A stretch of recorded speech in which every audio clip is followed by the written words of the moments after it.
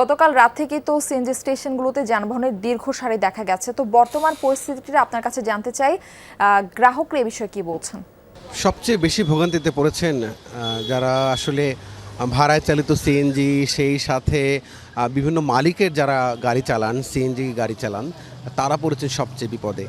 আমি আছি এখন মতিঝিল টিকাটুলি এলাকার এই পাশটায়, এবং এখানে যে সিএনজি যে স্টেশনটি আছে, রিফুয়েলিং স্টেশন, সেই স্টেশনটি কিছুক্ষণ আগে বন্ধ হয়েছে। না কিছুক্ষণ আগে, মানে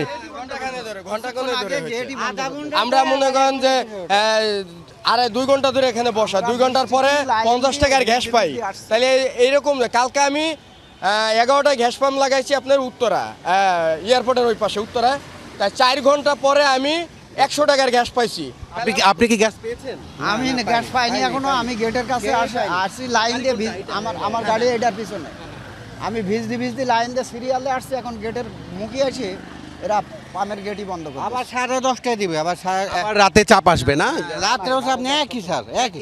আধা ঘন্টা দেয়, আবার মনে করেন 1 ঘন্টা 1.5 ঘন্টা সে পিছার উঠায়, এইরকম করে। বুঝছিলেন যে এই যে এখানে সিএনজির দীর্ঘ লাইন, এবং চালকরা তারা এই সিএনজি রেখে এখানে দাঁড়িয়ে আছেন ঠায়। এই যে সিএনজি রিফুয়েলিং স্টেশনটি যেটি আছে, সেই স্টেশনের সাথে এভাবে করে সিএনজি রেখে তারা দাঁড়িয়ে আছে, অপেক্ষায় আছে যে কখন গ্যাসের চাপ বাড়বে, এবং তারা সেই চাপ বাড়লে তারা কিছু গ্যাস নিবে, এবং সেই গ্যাস নিয়ে হয়তো বা তারা তাদের যে গাড়ির যে চাকা, সেই চাকা তাদের ঘুরলে কিছু টাকা হবে, আয় হবে।